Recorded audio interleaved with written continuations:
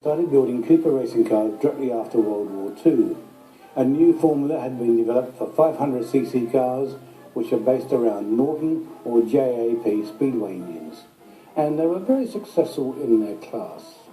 They dominated 500cc racing, and then came the urge, of course, for more power for sprinting and hill climbs. So they used a slightly longer wheelbase and incorporated the 1100cc V-twin Jap engine.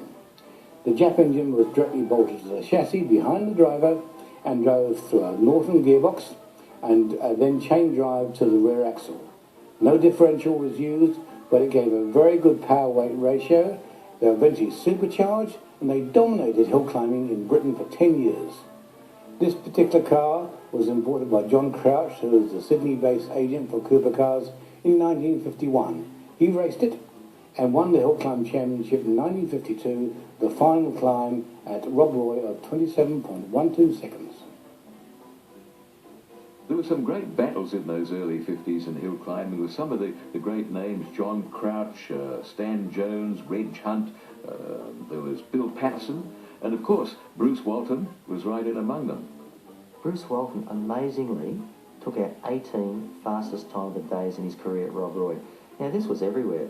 At the other hill climbs at Templestowe, Hepburn Springs, his domination of the sport at that time was fantastic. Bruce Walton was very much a grassroots type of motor racing driver.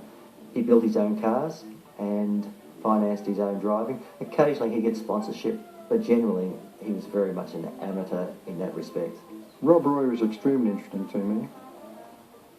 The record was broken by Arthur Wiley in the Victorian Cooper racing car distributor's car, which was a 1000cc V-twin engine Cooper. Arthur Wiley knocked the record over about 4 or 5 times on that particular day from memory. It really shattered previous records, which were set by conventional front engine large cars. This had confirmed my belief that a lightweight car with a lightweight motorcycle engine was a low-cost vehicle which even I could afford. Initially, Bruce, in his Walton Special, had a great deal of success, but he was trying to get a bit further on, and his goals were getting higher. He then purchased his first Cooper, which had a 1000cc engine in it, and then he started chasing Lex Davison's records. They had a tremendous rivalry between each other, but a mutual respect as well. The Hill Climb Championships became very competitive between Bruce Walton and Lex. And I suppose there was always a fear that Lex Davison had more money than anyone else, which was not true, really. We had 7 children. Certainly I had a business behind, but Bruce Walton was a really super bloke. But he did everything for himself. So I dare say they were very competitive. They were enemies, but they remained friends. And they both admired one another.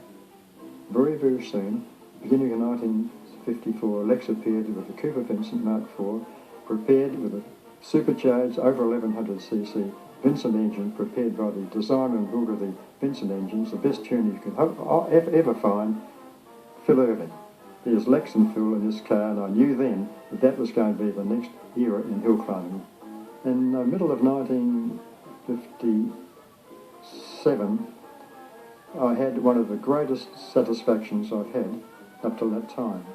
Lex had the outright record, and for the first time, when I got things working right and the car didn't completely break on every run, I got a quick time in, which knocked, I think, a quarter or half a second off the outright record, which he had previously set at 1 or 2 meetings before.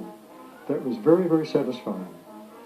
As president of the Light Car Club, he was obliged to present me with a trophies afterwards, and he was an absolute sportsman, and he took that loss, my win, in the greatest way that any sportsman could take. It couldn't have been a better environment and a better atmosphere in which to compete. I was lucky enough to be part of that particular atmosphere and environment on that day. I'll never forget that day. Driving a racing